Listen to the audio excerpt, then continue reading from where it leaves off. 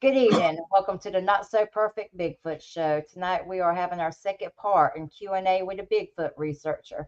Tonight our guests are Cassidy and James, husband and wife team out of North Carolina. Now they are on the fence. They wanted to believe they've had some. They have been out in the field with my husband and I, and they have had some experiences that could have been Bigfoot, which kind of leading them down this road. She also has a very gorgeous bobcat on her property. Yes, and they are in prime area for Bigfoot water wildlife habitat. So I am almost confident they have something out there. Perfect area. We also have Rich Daniels. He's going to give us some information about his book coming up from New Mexico. Researcher. He has had some very intense and just undisputable encounters. So Nice. Cassidy and James, say as little as much you want to say about yourself. We're both raised here in North Carolina, lived here all lives, love the woods, love getting out in the woods. And it's just kind of our hobby of ours to be out in the woods doing things, exploring what's out there, hiking, Shooting. foraging, shooting. So when we come across, people that were kind of into Bigfoot, and we've mentioned things that we've kind of come across that were like, oh, that could be signs, and we were like, oh, really? And we never thought about really in a way, and it kind of just led us down to kind of doing that. And I mean, we enjoy it. We're interested. Yeah, and it's interesting to me to hear that other people have had like experiences, and the fact that we've kind of both grown up in the woods and haven't had a full-fledged experience makes me kind of wonder why, and kind of want to, like, why haven't we? I don't know. And it makes us like want to kind of, I guess. Yeah. Makes want to know more about it. And I've known people that are really close to me that have had experiences too. And I think they're being honest and truthful about it. My mom's had an experience that I just learned about recently, actually, that I don't know if I've told you about yet. Oh, you have When I was telling her about this stuff, she told me about an experience that she had with the type of thing that you've seen a long, long time ago, like early 80s, late 70s. And she told me about it. And I was like, oh, wow, you never told anyone? She's like, no, I didn't want anybody, I didn't want to tell anyone. I didn't want anybody to think I was crazy. And I was like, what? Dude, that would have been awesome. Was that on the family land that you took us to? No. It was in that area though, like driving down Duncan 42 area, where she saw what she said is a devil dog, but I don't know. I've seen that. So I'm going to hand it over to you, Rich. I'm trying hard not to say Richie. Rich, how's the book coming? Well, the book is completed. I spoke with my publisher today, as a matter of fact. We're setting up the pre-marketing and the publishing arrangements for it. And I'm still, for fear of my life, I'm going to make sure you get a copy and make sure that gets done. But 19 years I've been at this, and I had 4 different encounters.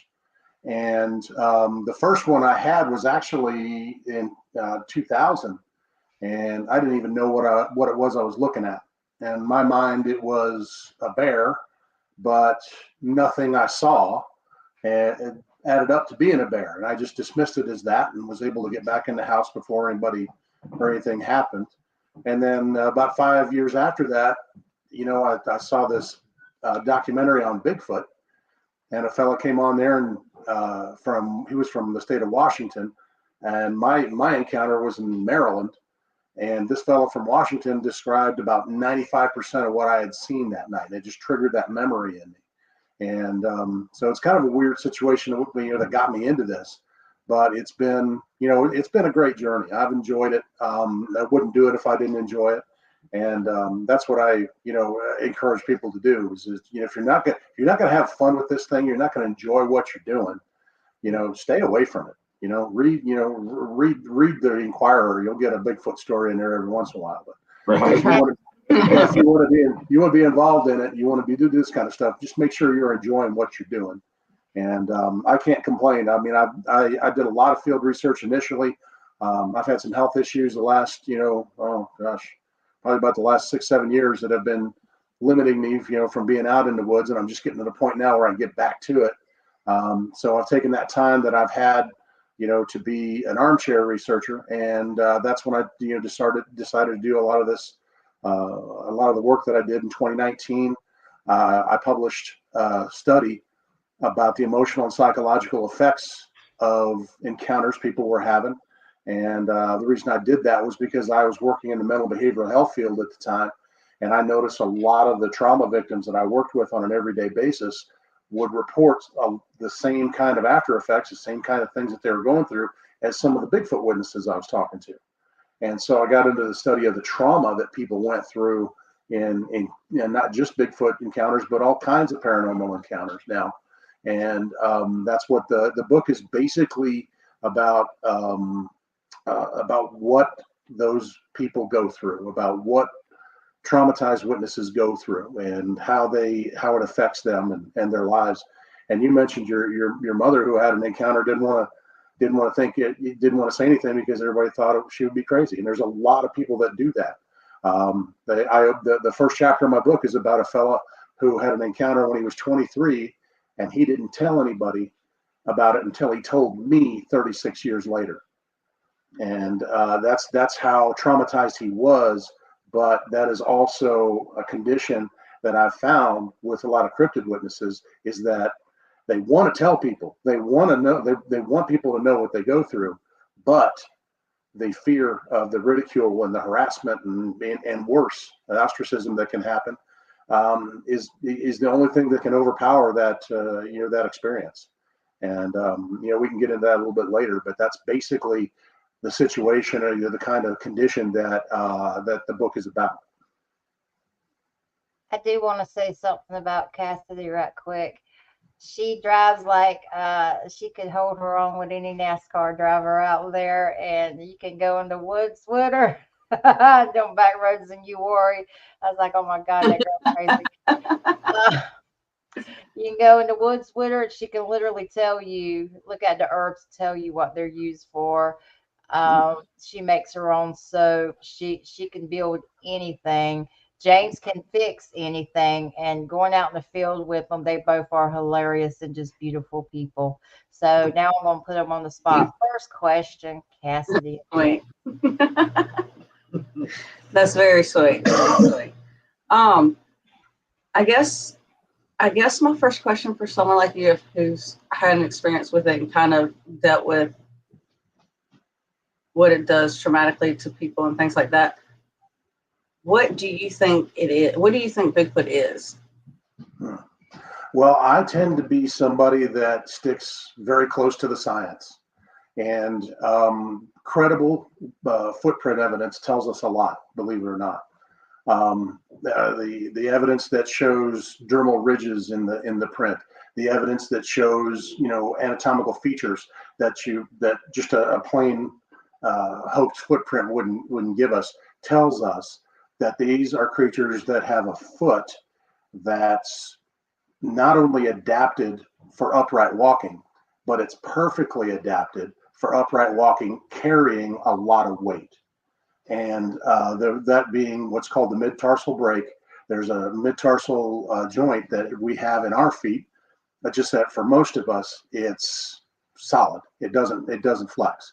But in conversations with anthropologists, anywhere between 7 and 11% of the human population at any time has what amounts to a mid-tarsal break. And that allows the foot to flex and not have to put all that weight on the metatarsal bones that are right there in the middle of the foot. And the evidence I'll give you that how important that is, there's been a lot of professional basketball players have had issues right in that region of their foot. Somebody like Yao Ming, or the older fellow Arvydas Sabonis or Bill Walton. Those guys had their careers limited severely by that type of affliction with too much stress put on those bones. Had they had a flexible mid-tarsal joint there, they wouldn't have had that. So that tells us, number one, that these credible footprint casts and credible footprints that we find tell you that this thing is perfectly adapted to upright walking. Now that leads us to the next connection to that. You can't allow for upright walking without adaptations to accompany just the foot. You got to have adaptations to the ankle, to the knee, to the hip, the lower back, and to the neck to allow to face forward and walk while upright. And we know that for an anatomical fact. And there's no doubt about that in the study that's been done for about 100 years now. The intriguing factor in that is that of all the creatures that we know of in the fossil record that have ever had that particular set of adaptations, all belong to the human line of evolution. And that is why I am of the mind that these are some sort of, I guess, another type of human like the Neanderthal and some of the others. And people tend to forget that at one point in history, we know there were 4 different types of humans walking around this earth at the same time. And the thought that there's just one has become so prevalent to us is that we haven't considered that option. And now we're presented with this kind of evidence, and it's a challenge. It's a challenge of what we go through. And the other thing I'll throw in on top of that is there are 14 physical features that are commonly reported in Bigfoot sightings that match the physical features of people that have gigantism or acromegaly, it's called. And, like a pronounced brow or jaw or cheekbones, elongated limbs, oversized hands and feet, those type of things. And there's 14 of those different physical features, or 14 of those features that can be shared between the two. And I realize that's kind of a rough comparison to folks that are going through something like that, but the fact remains, those are there. So that leads me to tell you that it's an offshoot type of human, and that's until somebody shows me different. That's what I'm pursuing at this point. So you think it's basically like humans that continued to go through evolution maybe surpassed? No, I just think it's a different line of evolution. I think it's a different path. Okay, just path. Yeah. Different line of evolution. Okay, gotcha. Yeah. They're mammals. Yep. Okay, gotcha. That's what I believe. Okay. Okay. A lot of people do. I mean, I've definitely heard that. A lot of people. Do you think that there's a reason why there hasn't been more bones of their dead found? More what? Like bones of theirs found and dead bodies of theirs found? Do you think this long? That's a question. That's a question that I don't think has a singular answer. When you're talking about nature, you're talking about a very complex ecosystem wherever you go. And there's all kinds of factors involved. You all being folks that, spend a lot of time in the woods, how often do you really walk up on any kind of carcass? Yeah. Yeah, it almost never happens. Especially Turkey. Coyote. Yeah, a lot of turkey. I was going to say mostly just turkey and Yeah. But no, usually not. Every once in a while we get a deer, but not usually. I haven't run across any like bobcat carcasses or anything. Yeah, how many predator carcasses do you have? Yeah. And we do have bobcats, so I wonder like where are they at? Unless and that's the thing. Nature reclaims bodies, very quickly and recycles them very quickly. There's also a strong belief in the community that Bigfoot has some sort of funerary practice. In other words, secluding the body some way. Recent discoveries in anthropology have found out of ancient humans that would take the deceased deep into caves and and that's where they would leave them. That's to protect them and things like that. And it's an interesting thing because there's a lot of people that believe Bigfoot inhabit whatever cave systems they can find, and it would make sense for them to be able to survive, the elements and everything like that a lot easier. So yeah, very well could be, that it's a combination of ecological factors, or there could be some funerary practices that they have, and they know how to protect their dead that way. Do you think they're pretty intelligent, and that they're intelligent enough in that nature to bury their dead and have ceremonies of that nature, or do you think it's more just bury your dead and kind of leave? How intelligent, I guess, do you think they are? Well, they're highly intelligent to the point of the capability of mimicry, not only mimicry of other animals to call to each other, but the mimicry of humans. It's been reported over and over again. And that takes an incredible amount of intelligence to be able to do. Now, when it comes to any ceremony or anything like that, it would be very hard to say. But certainly if there are any funerary practices, that they do it for a reason. And that's something beyond what even our closest related primates do. With gorillas and chimpanzees and orangutans, when one of them dies, they pretty much just leave it. Right. And oftentimes they go off to a very remote place to die. They know it's going to happen. So any funerary practices at all would suggest a much higher intelligence. And when you talk about the intelligence level they have, Bigfoot has been observed tactically coordinating hunting practices. They have been reported to tactically, shall we say, escort people out of certain areas and work together in pairs or twos or threes to be able to drive people away from where they don't want them to be. And that suggests some calculation. That suggests some ability to coordinate very closely. Right. So that's what I was wondering. Like, if that's, I wonder if they kind of know to hide the bodies or know to get rid of dead bodies, or if nature just kind of does take over the bones and just nobody's ever found them. I just find it very. They're so intelligent, they know they're going out. Right. So they just bury themselves. Or just, go somewhere like in a cave, like you said, away from it. Well, I mean, why do you not find human bodies out there? Because we have funerary practices. Right. So right. It would make sense. It would make sense if they have funerary practices that would be the same thing. Right. It would be harder to find bones if they buried their dead or had some type of practice like that. That's what I was kind of wondering. That always kind of made me curious of, like, why has nobody found dead animals? I mean, or, one of these.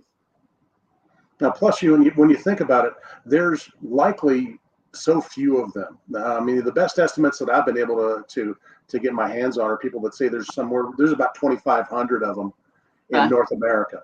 And if you think about it, scientists have pretty much determined that in the history of the Earth, there are about 3 billion Tyrannosaurus rexes that ever existed. And, 3 billion. And what we have of those 3 billion are partial, partial, like fossils from about 100 different specimens. And we have one complete specimen out of 3 billion. Right. And so when you're talking about something that's that popular, there have been that many, and we've only found that very. I mean, it's really just a trace amount when it compared to the amount that ever existed. Now you're talking about a very low population of creatures that are very reclusive and hard enough to find when they're moving around. Now you will try and pinpoint where one of them passes away and where the carcass is. It would be, the odds are astronomical. Yeah. Do you think that, speaking of that, do you think that there are, I know that there's been sighting in other countries too, but do you think that there's a higher population in a different country somewhere that we don't know about? Well, Asia is certainly rife with it. There's a lot of reports from Asia. Of course, the Yeren in China and the Yeti in the Siberian region. There's the stone apes in Vietnam. They're all over the place there. There's the Yowie in Australia. There's the Mapinguari in South America. Oddly enough, there aren't too many reports in Africa, which is where you think you might see some. But I mean, you don't see too many reports of that coming out of there. And recently, I mean, there's a movie coming out with this title, but in India, they have the legend of the Monkey Man, who is, a human-sized monkey, as they describe them. And it's, it's just, they're everywhere. And they're the almas or almasti that are seen in Russia. There's others seen throughout Europe. So there's a population, I think, worldwide, but it's very hard to say what you're going to be encountering there. Can I say something?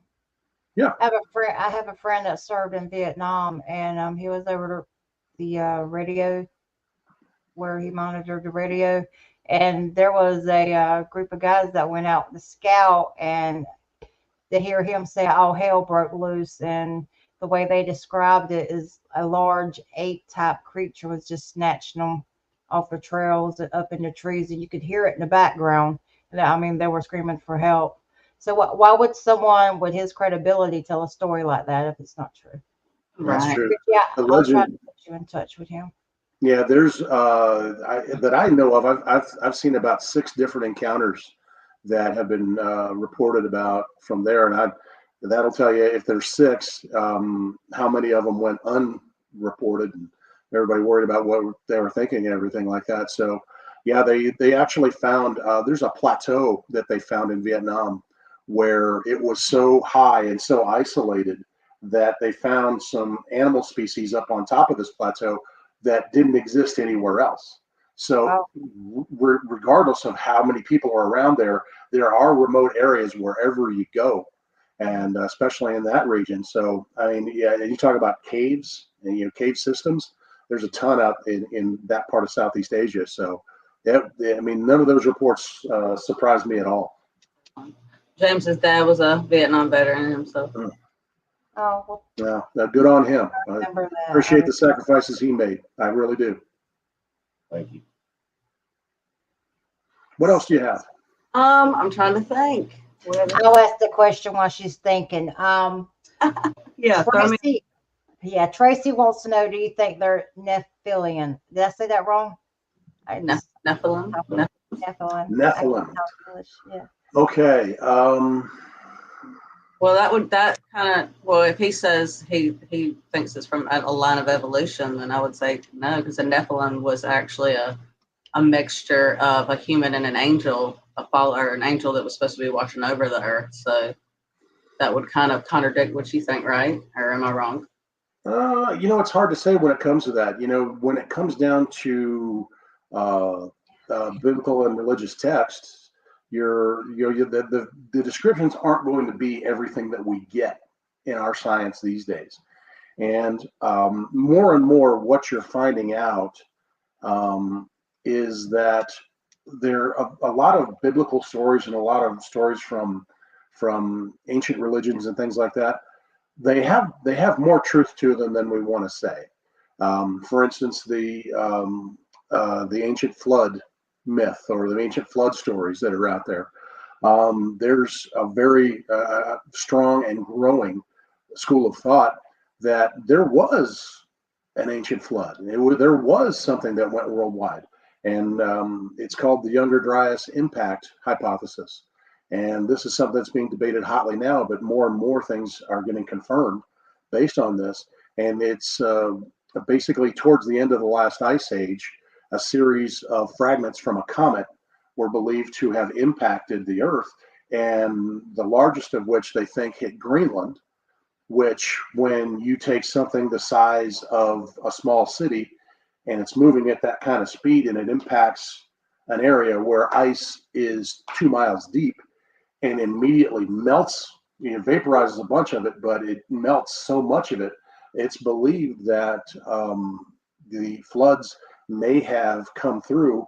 Water or sea levels may have risen anywhere from 300 to 400 feet in the span of 2 days. Yeah. And there's that they're still working to work on that. So stories of biblical nature, of religious nature, we're finding more and more that these things are real. Now, are these Nephilim? I'm told that Nephilim almost always have 6 toes. We haven't found too many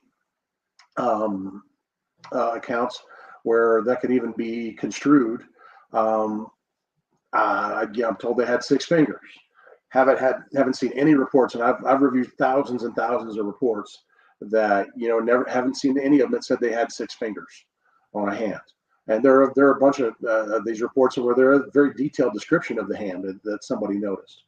So that in there, that's what you see. You're getting more towards what's called the woo side of this, where people, they think they're mystical or spiritual creatures and everything like that. And I can tell you from my experience, I've never experienced any of that. I don't know anything about those as far as what it's like to experience that. I've talked to a few people that say all different kinds of things about them, and it's out there. I mean, my research partner, he's actually a retired police officer who's now a pastor, and he has a different take on the origin of these creatures from a biblical standpoint. And it comes down to translation of ancient texts. He believes that the popular translation on some of these texts was wrong. They were translated in error, and he believes there's a demonic connection to them somewhere. And I've heard people believe that as well. They think they see the red eye shine, they think that's a demonic thing. And and to be honest with you, we just don't know enough yet. We don't have anybody who's really focused on that type of that facet of the research enough to be able to come out with any hard conclusions. But I'll tell you something right now. When it comes to this phenomenon and others, I've experienced too much weird stuff out there to be able to look at somebody and say, no, you're crazy. That's not true. So I'm not going to discount it. I'm just waiting on somebody to come forward with some findings on it, one way or the other.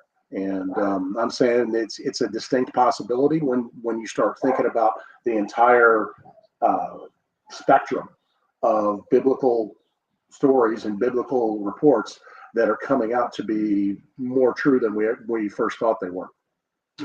I mean, I'm 100% believer in the Bible. I mean, myself. So I 100% believe all the stuff is true. I believe maybe some of the reporting might be off of the way that it happened, but I feel like, and I feel like a lot of the time when science does prove it right, like by how you were talking earlier about the comet and stuff, in my mind, I feel like if that is true, then God sent that comet. Like that's just my belief. But I know other people don't believe in that at all. But I also believe, in the books, some of the books that have been taken out of the Bible that I feel like are still have a lot of good information about them, like the Book of Enoch that has a lot of what you're speaking about in it. I feel like it could be a possibility, but I find it difficult if the Bible is right and the flood did come and the whole purpose of that was to destroy all of the giants and all of the Nephilim. It kind of, did some survive and him not know about it? I doubt it. I don't know.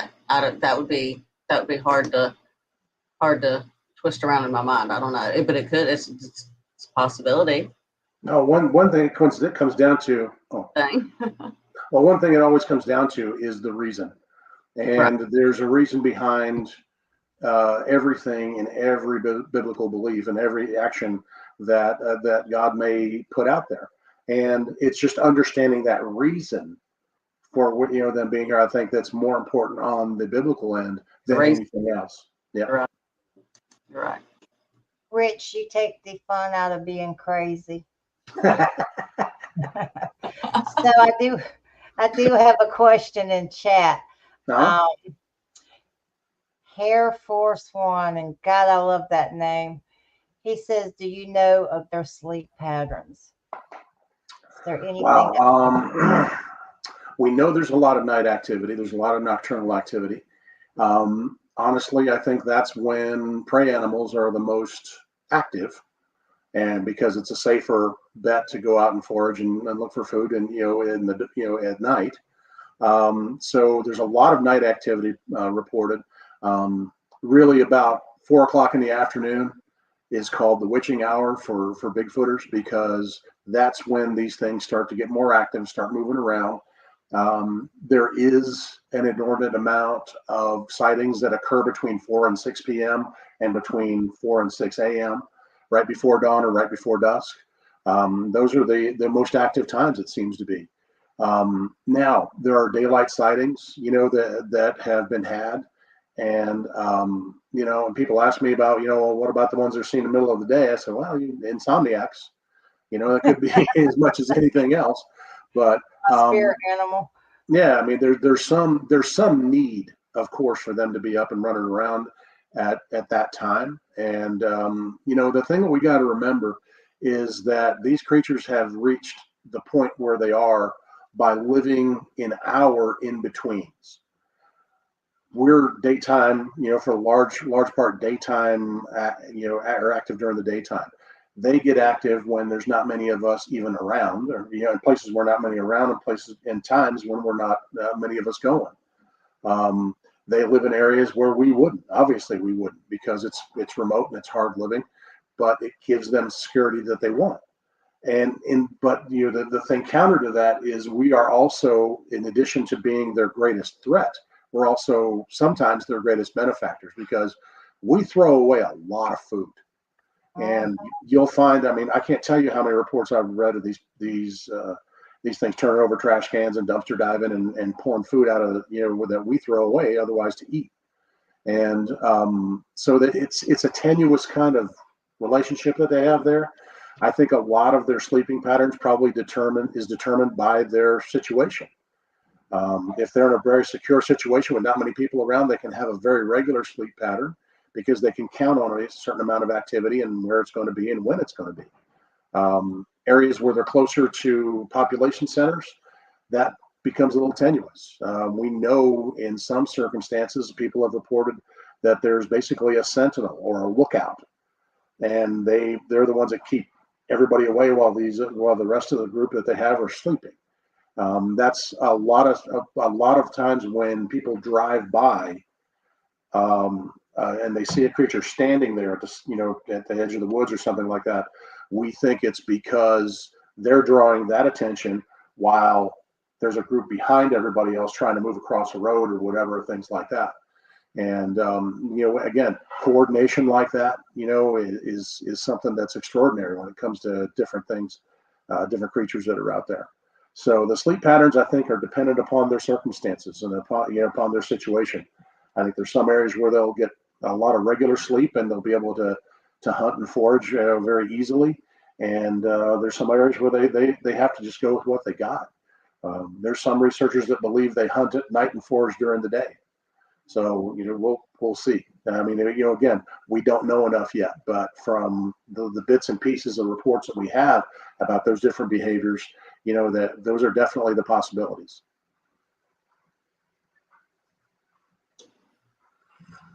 So anyway, Mm-hmm. So why don't y'all tell me about some of the occurrences you all had that you think may be related? we put them on the spot. I'm sorry, Kathy. Well, if you'd rather not, I understand. You wouldn't be the first. No. I'm just talking about I put them on the spot just on the show. Yeah. No. The most I've ever heard is noises.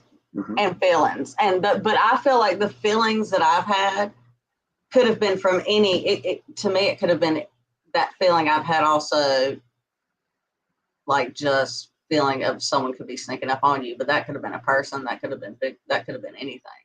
Mm-hmm. But then noises, we've heard coyote noises, but then we've heard other noises that are not coyote, and we're like, what in the world is that? Because it sounds like a coyote's killing something, but it's not. But it's not. Like weird. And so we've never been able to figure out what those noises are. And other people are like, oh, it's probably just a bobcat. But I'm like, I've heard bobcats, and it doesn't sound like that. It's almost like a screaming noise or something like that. But those are pretty much the only things that I've ever come in contact with. I've always just kind of been like, oh, it's some animal, right? Until. I've gone out with them and they were like, oh, it could have been a Bigfoot. And I'm like, oh, what does it sound like? It sounds like a really, really deep from your gut. Yeah. Like, I can only say like in South Mountain what we heard. You heard the coyotes going off, then you just heard this like howl that turned into a mumble that turned into a gibberish. And I was just like, that's not a coyote. Yeah. All right, wait, I'm sorry. Well, I mean, they're good. They're good mimics when it comes down to it. But people who know their surroundings, people who like you all are probably around the same areas in the woods and everything like that. You know the regular sounds that you hear, and then Right. you hear something that's kind of like that, but it's not quite right. Right. You know, and that's something that'll make you wonder. Now, I'm not going to sit here and tell you absolutely it was Bigfoot. I'm not going to be, finding Bigfoot people and say there's a squatch behind every tree or something. But I'm going to tell you, you have to wonder That's about my those job. possibilities. You have Right. to be looking around, and and if you're, the best people out there are the people who are aware of their surroundings, and that's the best way to be in the woods. I know I made huge mistake in not being prepared to be out there one night, and got more than my money's worth for that. But yeah, those are things that I would say probably the best thing to do is document those, write them down somewhere, make sure you're keeping track of them, and describe what it is. Or describe what it is that you don't recognize about it, or you don't like about it, that doesn't sound right. Doesn't Right. sound like the kind of bird that we have around here. It doesn't sound like anything like any other creature that we have around here. And then go from there. It's a process of putting together all those pieces. And if it's 100-piece jigsaw puzzle and you put together enough of them, you start to be able to see what it is. And you may find oh, thanks, Dirt Road, appreciate it. You may find you may find out exactly what it is, and it's an animal that you didn't know made those sounds, and more often than not, that's what it turns out to be. Because I'll be the first one to tell you, there's so much out there in the Bigfoot community that is what's the best way I can put this? 100% chicken fried BS is what I'll tell you what it is. And that's about 95% of what you see out there. So, but it's those 5 times out of 100 that you have to sit there and go, Right. And the only way you find those 5 is by going through all the rest of it, to be able to find out what truly is worth taking a look at and what truly is not. And I can tell you, after 19 years of this, I've been up to my waist in some of the just craziest off the wall stuff that people do, and guys in suits and everything else. And I'm one of those guys. I look at a picture that somebody gives, and immediately I can go, nope, that's not one, because I've seen them. They don't look like a human being. They don't have the proportions of a human being. They don't move like a human being does. And I can watch that very quickly and go, I don't think so.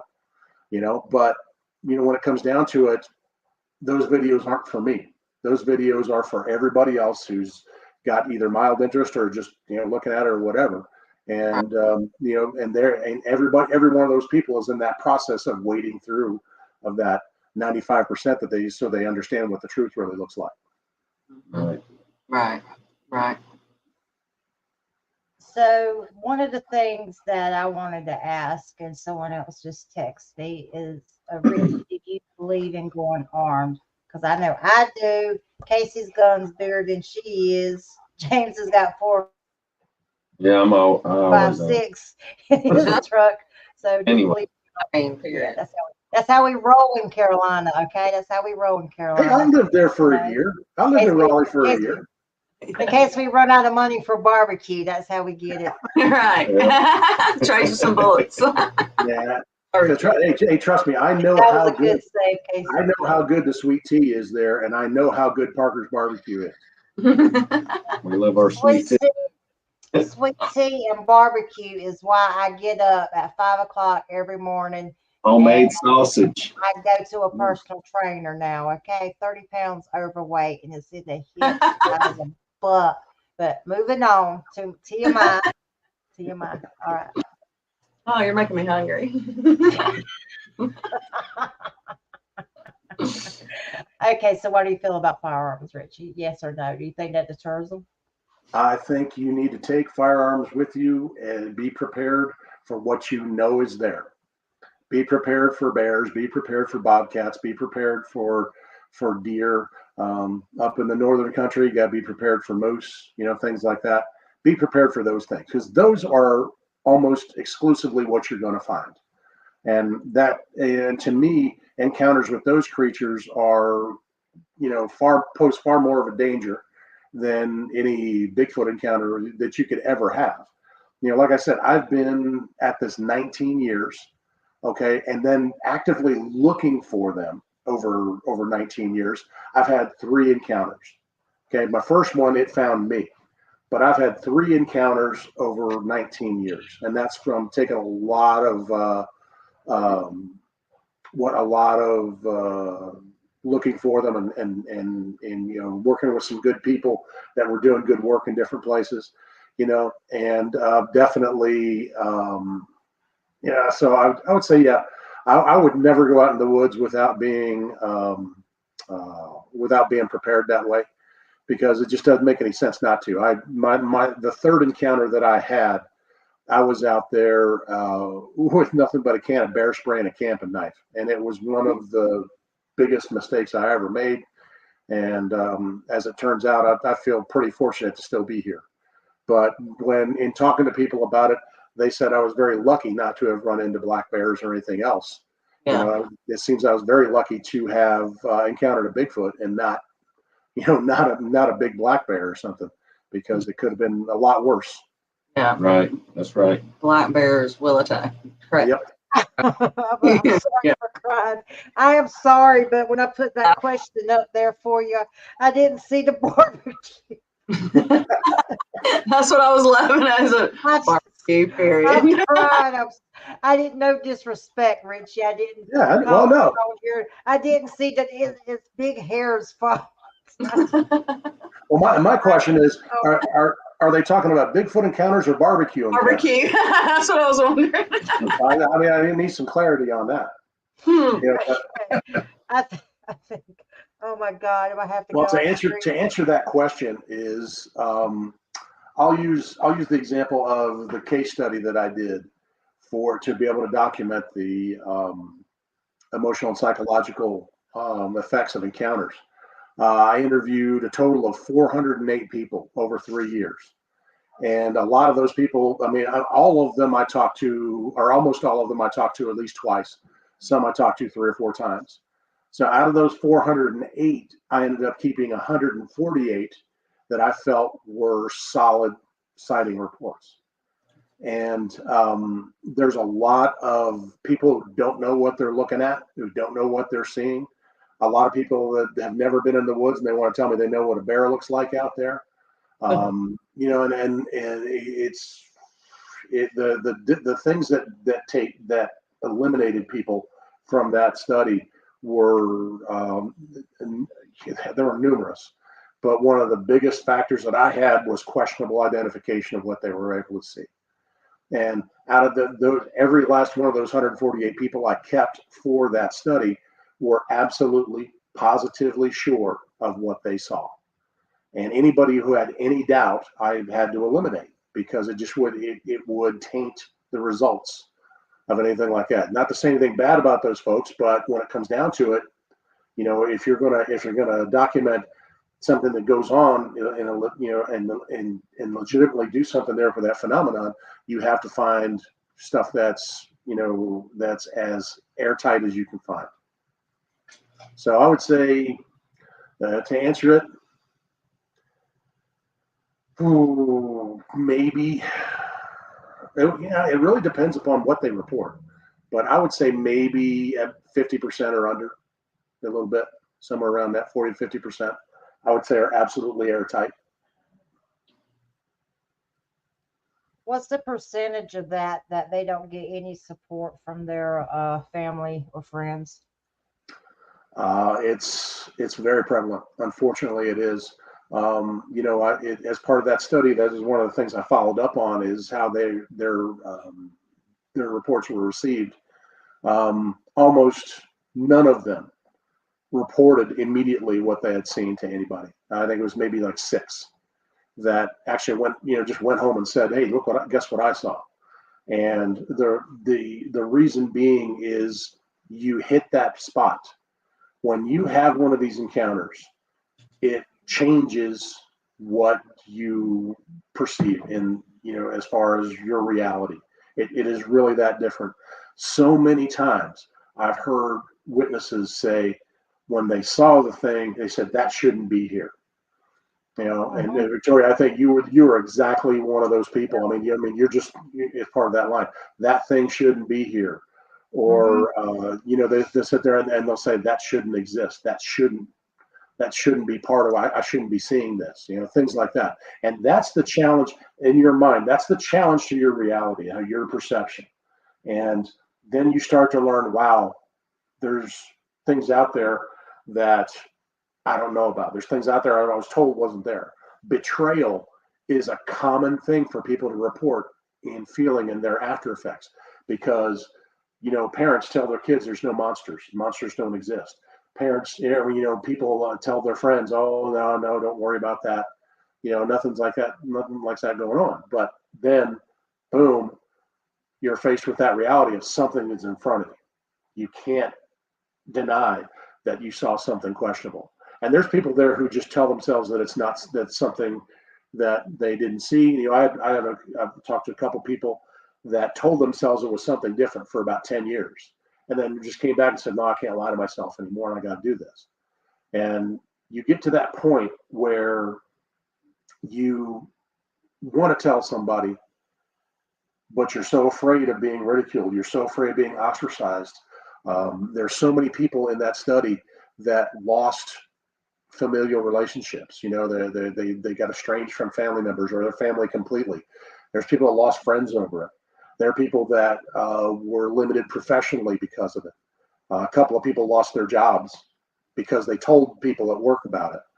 And it's the stigma around this phenomenon, despite how mainstreamed it's become in the past 15 years or so. There's still a huge stigma about it. It's very real, and it's very hard hitting. I mentioned a gentleman earlier who waited 36 years to tell somebody about his story, and it turned out to be a complete stranger in me. And because he just didn't feel he could tell anybody. And every witness has that choice of telling when they're making that choice to tell somebody. That usually the first thing out of their mouths when they start is what I call the words. And the words are what amounts to, I just don't think you're going to believe me. Because those are the exact words that I expressed to my late wife when I wanted to tell her about my first encounter 5 years after I'd actually had it. And there's a lot of that you find somebody, their reaction, that they're really just kind of feeling around for the reaction of that person to see what it's going to be. I was lucky enough that my wife knew I'd been walking around in a stupor for 3 days, trying to figure out what was going on. What I didn't realize I was doing was I was in the middle of what's called a stress response. And I kept reliving that moment in my mind over and over again. And granted, it was 5 years before, but it was still there in great detail. And when I had realized what it was I had encountered, I got a chill down my spine, lost all color in my face, my hands shook. It terrified me that this thing was sitting 40 feet from me, just staring at me for over a minute, and had probably watched me, prior to that. And when you realize that this creature is so big and so powerful that it can walk right over and pull your arms out of their sockets without any problem, I mean, just do what it wants to do. I mean, there's people that report these things have taken a 308 round right to the chest, and they get up and walk away. And that's just, that's crazy. It's just amazing what what it takes to be able to do something like that. And what a lot of people don't understand is the impact that just seeing these things and encountering these things can have. Number one, they're massive. You're talking something 8 or 9 feet tall. I'm 6'2", and you're talking something 2 or 3 feet taller than me, with shoulders that are about 3 feet wide. And you see a lot of reports about the musculature and how lean they are and how dangerous they look. And it's absolutely shocking to do it. I can tell you, it's not like anything you've seen. You think, wow, that's big, but you don't understand. You have no idea how big that really is until you see it, until you experience it. And then you put in the jarring experience that it is to your perception.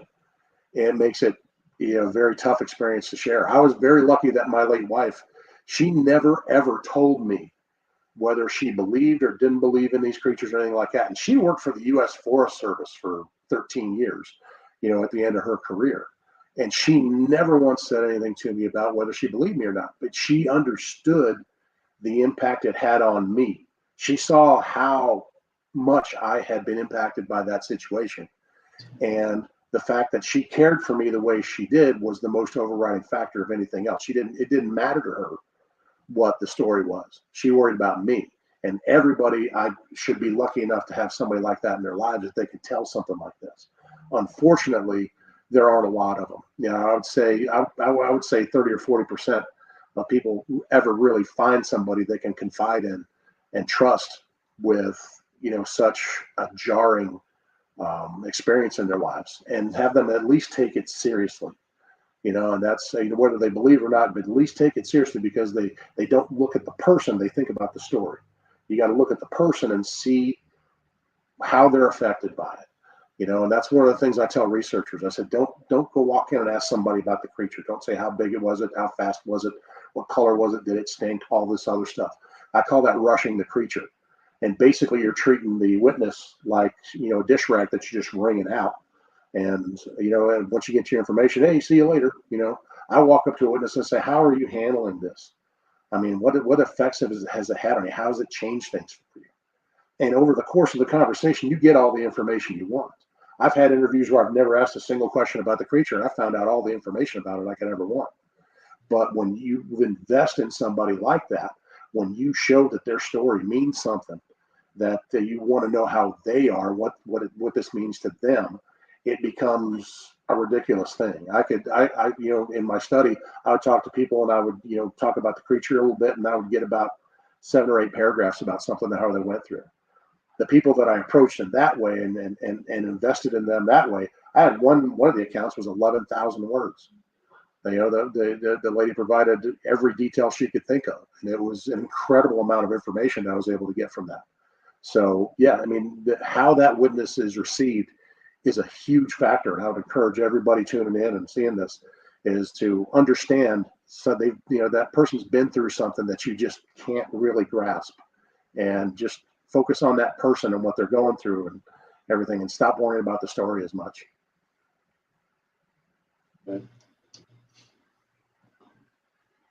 you think that when you were interviewing people, did you find that the people that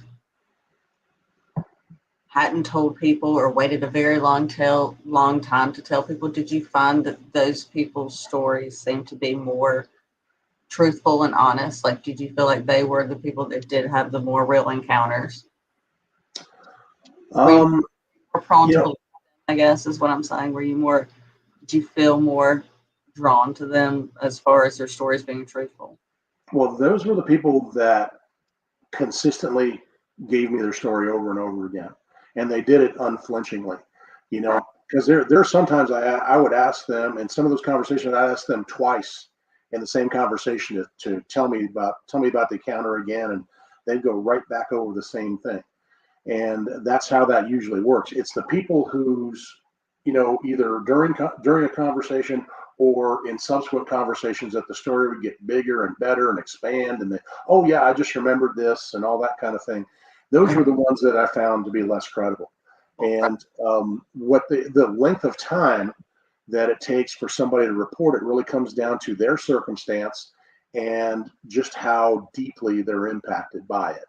And I found that people with real consistency in their stories were the ones that I banked on, because I'm the same way. Having been an experiencer myself, I'm the same way.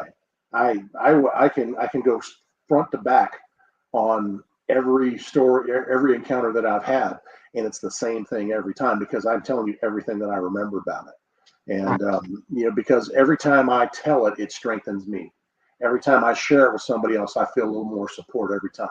And that's why I do these shows, and that's why I wrote the book, and that's why I did all this stuff, because I want everybody else to be able to feel that as well. That is why he is my go-to man right there. Awesome. When no one else steps up to plate, Rich does. Yeah, well, it's not yet. Maybe I just have a lot of free time, baby. I wasn't going to say that, Rich. You got to let me build you up sometime. Well, I'm an educator, and I'm on spring break this week, so. Spring break. Nice. I bet you're in your boxers, and we just don't know it. Huh? You're sitting in your boxers, aren't you? No, I'm in my workout shorts. All right, Yeah. that's close enough. Sorry to bring that up, but they're Ohio State workout shorts. Go Bucks. Oh, no. Go Bucks. Ohio State Buckeyes. Yeah. So, No. so is there anything else you all would like to know, or anything other questions you have? I mean, I think you covered a good bit of them. I mean, I don't know if you want to dive into the differences of people's encounters. I know that now that I know your take on what you think Bigfoot is, it kind of answers my question about whether you think, or I don't know if it does or not. I guess I could still ask you, do you think that Bigfoot experiences that people have had and other experiences of other quote unquote creatures or beings of that nature are the same type of things, or do you think they're different things? Well, I think with the reason these are cryptids is because we don't have specimens in front of us to study. We don't have a body. We don't have, one of these things in captivity. So when it comes down to it, most of each of those phenomena, whether it be lake monsters or skinwalkers or anything else, comes down to the people. It comes down to the people that have encountered them.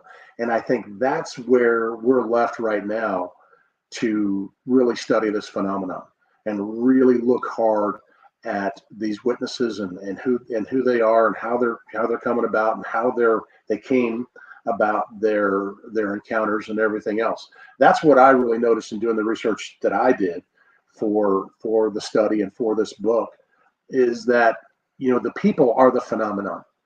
And there are people that I found very credible. There are people that I found, I didn't really buy their stories. I didn't really get into it as much. I'm not calling them liars, but maybe they did an experience of what they thought they did. Maybe their experience isn't as strong, and therefore you can't really rely on it.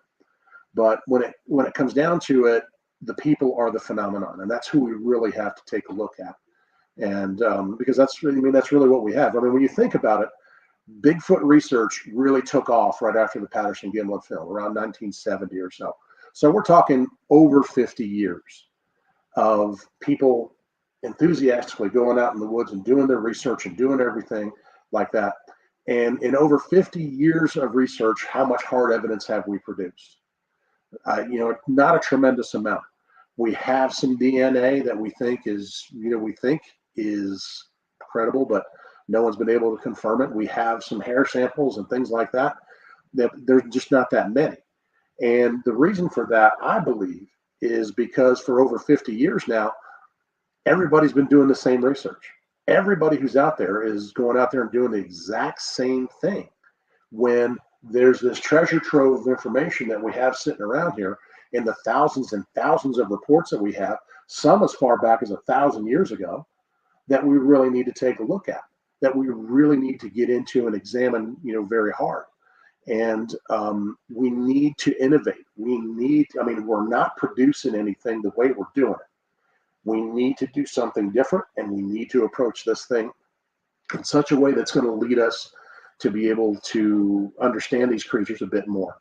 All right. The example I'll give you is a young lady that is one chapter of my book is about.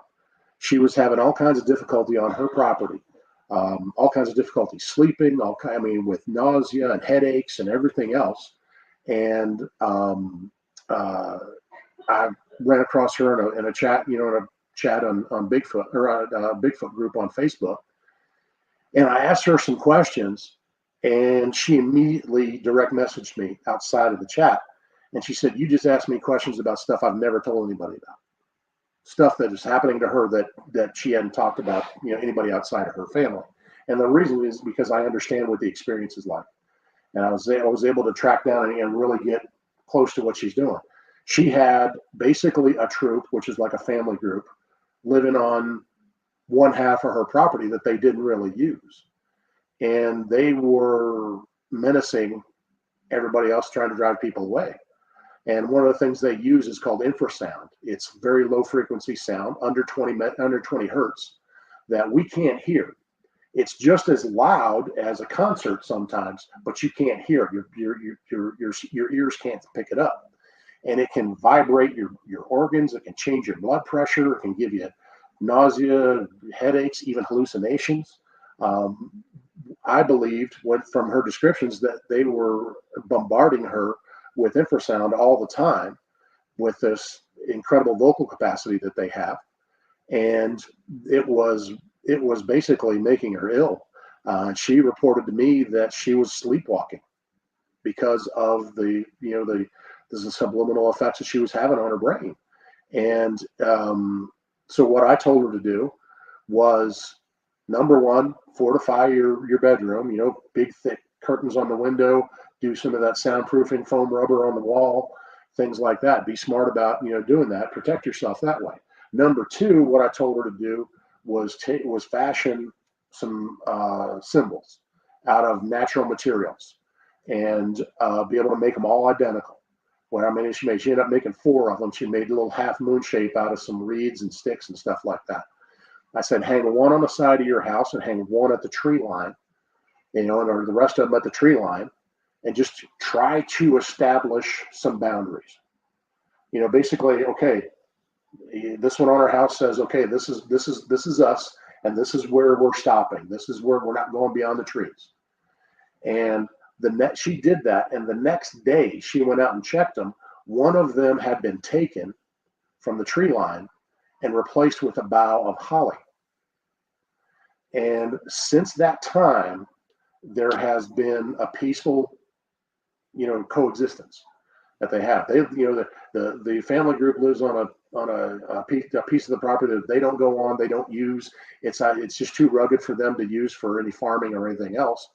And they have their yard, and they have their big garden and everything that they use and everything there. And there's been it's become kind of a transactional kind of relationship that they have there. And I can tell you that her sister, who lives in the house right next to her, has had similar experiences. But it's in understanding those behaviors and understanding that, and like saying, look, I see you. I understand you're there. I understand there's a problem, and with this, here's what we can do. Here's this, and you communicate in a way that is nonverbal, but it's respectful and things like that. And again, we're talking about intelligent creatures. We're talking about some creatures that that understand these type of things. And this is the second instance where I've used that technique and been reported that it actually has positive effects. And that is something that is huge when it comes to behavior of these things, huge when it comes to our perception and our place with them. And I think it's an important thing to do. That was only done by the research that I've done on the people, because through the people and what they're experiencing, you can reverse engineer the behavior of the creature and understand a little better what's going on.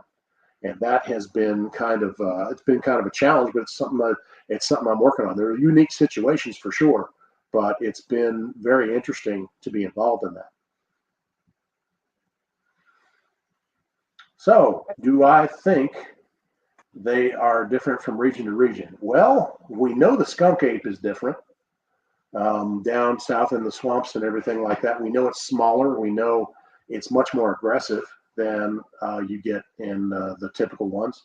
Once you get up out of south, the skunk apes are? Skunk apes are in Florida. Did you say they're the aggressive ones? They're more aggressive on average. The recounts you get from skunk apes are more aggressive. Once you get out of South and Central Florida, you get up to around the Ocala National Forest area, they become more of the, I would say, more of the conventional or classic kind of creatures that you encounter. And the Ocala National Forest is a huge hotspot up in that area. I'd recommend going to visit it every once in a while. I lived in Orlando for about 4.5 years before moving out here to New Mexico, and I had the opportunity to walk the Ocala several times, and it's an interesting place. There's a lot of noises there. You don't really get to hear a lot. Peacocks, number one. There's a lot of peacocks in there. I couldn't believe it. They're the screams that you hear and things like that. But in now different regions. It's said that up north of me, up in Colorado, in that area, that these creatures get a lot more aggressive up in that area. Down here in New Mexico, where they cross northern New Mexico and they go straight through the Four Corners area down into northern and central Arizona for the winter months. They're less aggressive. They're just more like transitory, trying to get through there, and that goes right through the heart of the Northern Navajo Nation here. And you ever talk to those folks about this subject, and they are absolutely, convinced of what they're dealing with. I mean, to the fact where their police department answers Bigfoot calls like nuisance animal calls. That's how you're talking to folks that are that familiar and that sure of what they're dealing with. And so yeah, they can report. Yeah, they'll get in some mischief and they'll raid some trash cans or whatever. People don't leave food out at night and things like that. So it's there are different regional reports that you get. There's the closer you get to population centers, the more likely you are to get more aggressive behavior because they're in a tense situation. They don't have the security that they truly want, but they're there for food, and it's something to think about. But I would say there are regional differences from some of them. What have you heard about the ones from North Carolina? Nothing specific. Most of the activity that I've heard of there is the Uwharrie National Forest. I've walked the Uwharrie myself, been able to go out and see, and it is the perfect kind of place for them to be able to have the kind of security that they want, and then they can go out and range a little bit and forage a little bit and still have the security that they want. But I think it's more along the lines of the more typical type of reports that you can see, that the more typical type of behaviors that you can see. I haven't heard of too many aggressive encounters out of there, that's for sure. So let's hit on this. Mm-hmm. Sasquatch, Bigfoot, Dogman around military bases, do they become more aggressive? Or are they just more on the defense? Or have you noticed in your research, because you talk to a lot of people now, Rich, you talk to a lot of people, have you ever been able to piece anything like that or tag a characteristic around military bases? Can you hear me? Yeah. Nothing that correlates. Nothing that correlates to any true findings or anything like that. I think it comes down to the human activity that you have around there, and what's going on. I think you hear a lot of basic training type of stories, and those stories come from around Alabama, where the U.S. Army has a lot of basic training going on out there. That's probably, just as a coincidence, probably where my daughter's going to end up this summer. She just got accepted into the pilot training program for the U.S. Army, so she's going to be going through basic training probably out there. So we'll see. I'm going to tell her keep her eyes open. But there are a lot of military encounters. There's an incredible number of encounters that come out of combat areas, which is amazing to me. You would think these creatures would get out of Dodge and get out of the way of that kind of stuff, but it just seems like they're willing to endure and go through all kinds of different things. But I wouldn't be able to say that I know of any real correlation to more aggressive activity around military bases at all. There's I think, there's I think someone needs to answer that question, somebody needs to really take a close look at those specific situations, because nothing pops out in my mind. Well, I'm gonna put it out there. If any researchers in the chat or anyone that watches this show, if you have any stories of um, activity around military bases, I would love to be a data bank for that. I do want to answer a question, if you don't mind me being disrespectful. Go. Cassidy and James, I know you guys work for a living and you got to go. So, Air Force One says, do you think dogman sightings are a mere misidentification of Sasquatch sightings? I saw a dogman. I was probably 15 yards from one. I'm just going to say no. There's no way. I think the two are just intertwined. I was not frustrated in life. I did not misidentify anything. I worked around animals. I grew up, in the swamp. I was a law enforcement for 17 years, so it doesn't make me more credible for anyone, but it did help me acquire to have, to take in a lot of my surroundings. And there was no way that was a Sasquatch. There are dogmen. I'm sorry you don't believe in it. I do. Not being disrespectful, but just like when you had your encounter with Sasquatch and people question you, saw a dogman not once, twice. Also, a year later, questioned a gentleman from the military within 2 miles from where I had my sighting, and he was stalked by what he described to be the same thing I saw. Not trying to be harsh, please don't think that, but I have to stand firm on what I saw. Am I crazy? Yeah, a little bit, but do I see things? No, I'm not that kind of crazy. But yes, I do. I know what I saw. Out of respect, I won't question you about what you see. Just don't question me about what I saw, because we're both two solid people. And as I give you the respect as someone that has had an encounter, respect what I've seen and observed. Thank you.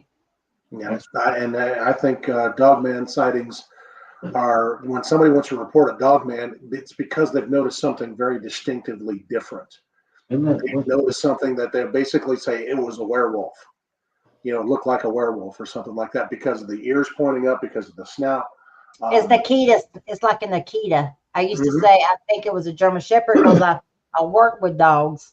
It's like a Nikita. I'm sorry. Go ahead, Casey. That's the same thing my mom said too. Is exactly what you're saying. She said it looked, because she used to have a German Shepherd, and she said it looked just like that in the face. That same type thing. Yes. And I've never told you about your mom's experience. Never. This is the first time I've ever told you about it. Yeah. I've not gotten a chance to tell you about it.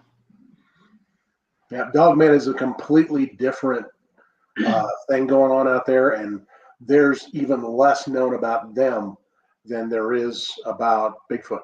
And but I can tell you, to a lot of people, it's a very real phenomenon, and it's not to be taken lightly. It's something that we need more study about, and more people really digging into that to that phenomenon, because there's all kinds of wild ideas about what these things are and where they come from.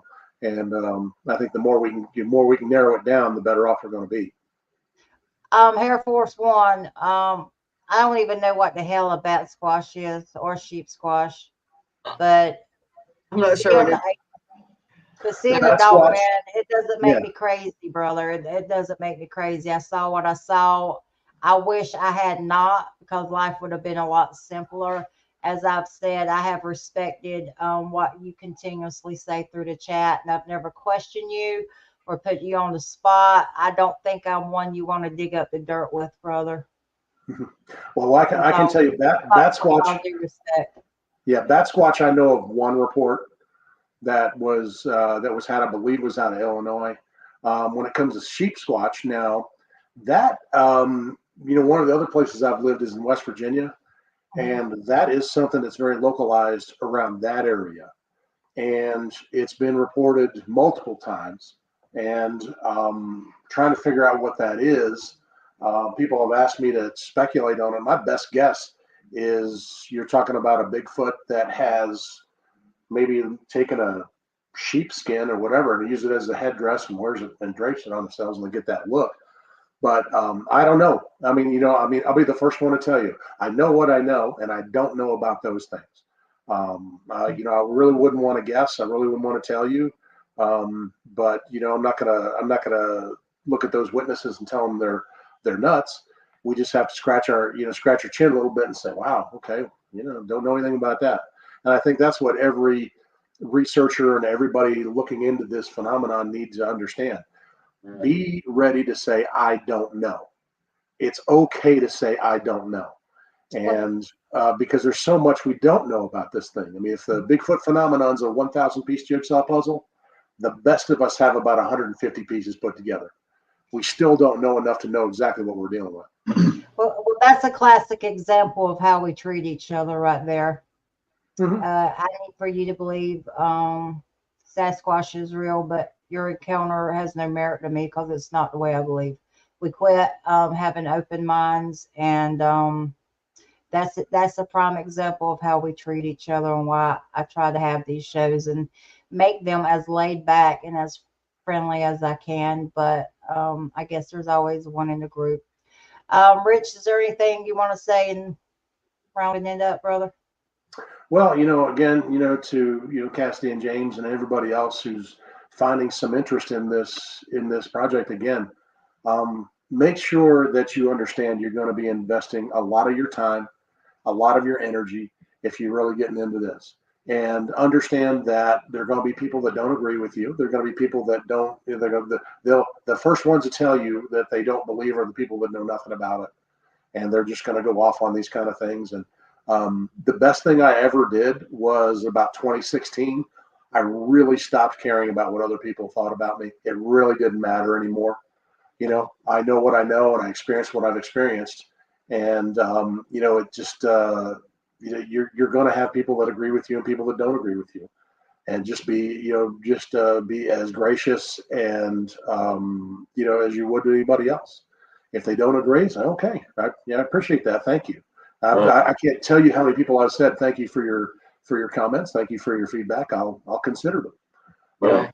But just understand that I'm the person. I was telling Vicki this yesterday, that it doesn't matter what anybody says to me. It doesn't matter what their opinion is or what they think is going on. It doesn't change what these eyes have seen, these ears have heard, and what this body has felt. Because I've even felt the sound waves and the vibrations through the ground when they're stomping around. And I can tell you that I've experienced something that none of those people has been able to explain to me yet. And that's all I'm looking for, is the truth behind what I've experienced.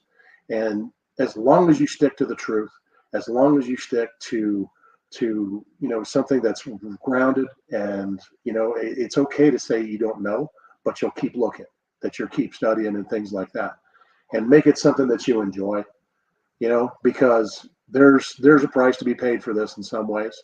It takes you away from different things that you may want to do or you may be involved in. It puts you in touch with people that you otherwise wouldn't hang out with. That's for sure. I can tell you that. But make sure you enjoy it. Enjoy your time. Enjoy your time out there in the woods. Enjoy your time reading and researching on the internet and everything like that. And it can be a great experience. I've seen this research and this being involved in this just eat people up. And what I've been able to do is take my desire for the truth and really focus it and really make it just part of who I am, not just something I do, but who I am. Yeah. Cassidy, James, would you guys like to say anything before we? I just thank you for having us. Yeah. We enjoyed the conversation. Ready to get back out in the woods. So. I am ready for you guys to come out with us. We might go out Friday, or I might just go out and do a little hike. But it's getting about that time. I was sure like some more of those chicken wraps. Yeah. Anytime. I can tell you the weather's getting warm out here, so I'm wanting to get out there, but unfortunately, I have to be doing a lot of stuff with the the publishing of the book. I'm actually going to be in July. I'm going to be a speaker at a conference in England. So that's going to be interesting. That's awesome. England is beautiful. It is beautiful. Well, this is Southwest England too, so I'm going to enjoy it. I think it's going to be really good. But now that I've got another appearance. June 1st, I'm going to be in the Upper Peninsula of Michigan, speaking at the Marionette Menominee Bigfoot Conference up there. That'll be my third appearance there since 2017, and I've got several other things that are lined up that I'll be going to. So it's going to be a busy summer for me. I wish I could spend some of it in the woods, but we'll see. We'll see how I'm doing. Oh, I'm gonna have to. Well, thank you for the advice. Yeah. That's Thank my you, pleasure. Cassidy and James. Rich, put your book out there when it's going to be available. And before you do that, you guys check out Dirt Road Bigfoot. They've come in the chat tonight. They supported me. They have a cool little channel. I have a feeling they're going to be hitting you up, Rich. Give them a good show. Knock it out the ballpark for me. I'll be in the chat rooting you on. So throw it out there for your book, and I'm going to let these two lovebirds get to bed. All right. Well, it's, the book is called Footprints in the Mind, the Bigfoot Witness Experience. It'll be published by Urban Press Publishers. We're just getting all that together. As soon as I have the definite information on that, I'll get it to you, Vicki, and there'll be no problem there. But hopefully it'll be available within the next couple of weeks, because I already wanted to have it out there, but I'm more than a month past that deadline. So with some different complications that we had, but it looks like it's all worked out, and we should be able to get it out there soon. Thank you, Richie. Everyone have a good night. Thank you, Cassidy and Richie. Thanks. Have a good night. Good night, everybody. Bye.